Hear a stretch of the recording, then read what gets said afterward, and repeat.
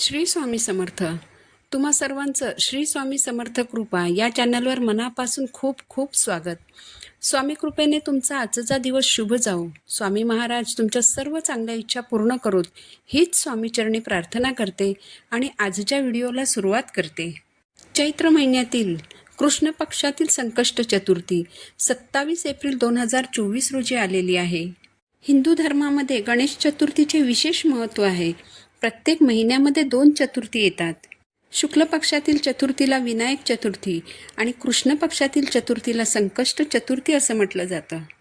या दिवशी गणपती बाप्पांच्या विधिवत पूजा करण्याला आणि उपवास करण्याला महत्त्व आहे. बाप्पांची विधिवत अशी पूजा केल्यामुळे बाप्पा प्रसन्न होतात आणि आपल्या बऱ्याचशा समस्या अशी विधिवत पूजा केल्याने देखील सहजपणे सोडविल्या जातात. तर बाप्पांची पूजा करताना काही गोष्टी प्रामुख्याने लक्षात ठेवायच्या आहेत.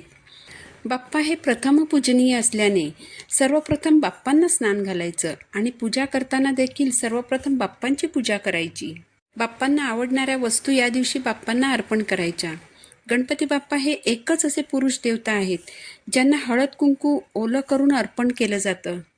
अक्षता देखील ओल्या करून अर्पण केल्या जातात.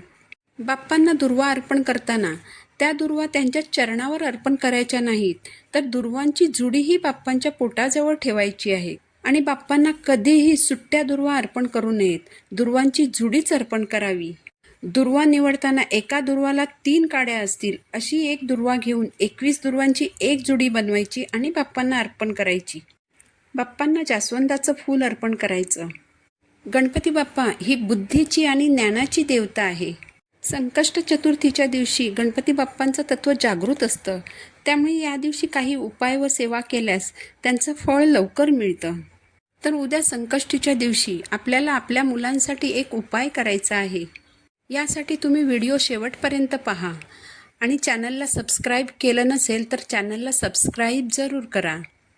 तर आपल्याला आपल्या मुलांसाठी 11 लवंगांचा एक उपाय करायचा आहे. प्रत्येक आईने हा उपाय मुलांसाठी करायचा आहे. मुलं मोठी असतील तर मुलांकडून हा उपाय आईवडिलांनी करून घ्यायचा आहे. या उपायामुळे मुलांच्या सर्व अडचणी, संकट, कष्ट दूर होतात आणि मुलांची प्रगती होते. बरीच लहान मुलं अशी असतात की ती फार हट्टी असतात. आईवडिलांना त्रास देतात, सतत चिडचिड करतात. घरातील व्यक्तींनी काही सांगितलं तरी ती मुलं ऐकून घेत नाहीत. मुलांना नजरबाधा देखील होते. कधीकधी मुलांना इतरांपेक्षा आईवडिलांचीच जास्त नजर लागते. कधीकधी मुलं अभ्यास करत नाहीत, त्यांचं अभ्यासात लक्ष लागत नाही. कधी मुलं खूप अभ्यास करतात पण वाचलेलं त्यांच्या लक्षात राहत नाही. या सर्व गोष्टींचा मुलांच्या प्रगतीवर परिणाम होतो. ज्या मुलांचं शिक्षण व्यवस्थित पूर्ण झालेलं आहे पण प्रयत्न करूनही त्यांना नोकरी लागत नाही, अशा मोठ्या मुलांनी देखील हा 11 लवंगांचा उपाय करायचा आहे. ज्योतिषशास्त्रामध्ये आणि वास्तुशास्त्रामध्ये देखील लवंगांच्या उपायांना अतिशय महत्त्व आहे. लवंग हा मसाल्याचा पदार्थ जरी असला तरी त्याचा उपयोग हा आपल्या घरातील नकारात्मकता घालविण्यासाठी आणि आपल्या आयुष्यातील अडचणी सोडविण्यासाठी वापरला जातो. तर हा 11 लवंगांचा उपाय कधी करायचा आहे? हा उपाय तुम्ही सकाळपासून रात्रीपर्यंत कधीही करायचा आहे. यासाठी चांगल्या अखंड आणि फूल असलेल्या 11 लवंग हातात घ्यायच्या. मुलं लहान असतील तर आईने मुलांना जवळ घेऊन आईने हातात लवंग घ्यायच्या. मुलं मोठी असतील तर मुलांच्या उजव्या हातात लवंग ठेवायच्या आणि मूठ बंद करायची. मुलांबाबतची आपली जी कोणतीही इच्छा असेल ती बाप्पांना सांगायची आणि 3 वेळा अथर्वशीर्ष म्हणायचं. 3ऱ्या वेळी फलश्रुतीसहित अथर्वशीर्ष म्हणायचं. म्हणजे सुरुवातीला 2 वेळा अथर्वशीर्ष म्हणताना फलश्रुती म्हणायची नाही. 3ऱ्या वेळेला फलश्रुती म्हणायची आणि बाप्पांना पुन्हा एकदा आपली इच्छा सांगायची. आपली इच्छा बाप्पांना बोलून दाखवायची आणि इच्छा पूर्ण करण्यासाठी विनवणी करायची आणि मी केलेली सेवा मान्य करून घ्या असंही सांगायचं. यानंतर त्या 11 लवंगांमधील 1 लवंग काढून घ्यायची आणि ती मुलांना खायला द्यायची. उरलेल्या 10 लवंग एका डबीत ठेवून बाप्पांच्या चरणाशी ठेवून द्यायच्या. दुसऱ्या दिवशी सकाळी डबीतील 10 लवंग काढून हातात घ्यायच्या. उजव्या हातात घ्यायच्या, मूठ बंद करायची. 3 वेळा अथर्वशीर्ष म्हणायचं.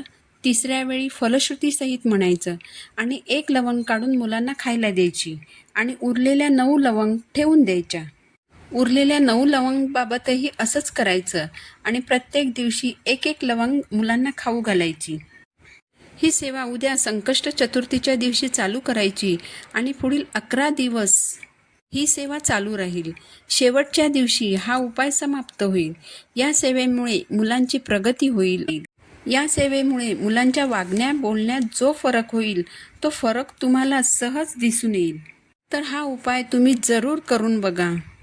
माहिती आवडली असेल तर चॅनलला सबस्क्राईब जरूर करा. पुन्हा भेटू नवीन व्हिडिओसोबत. श्री स्वामी समर्थ.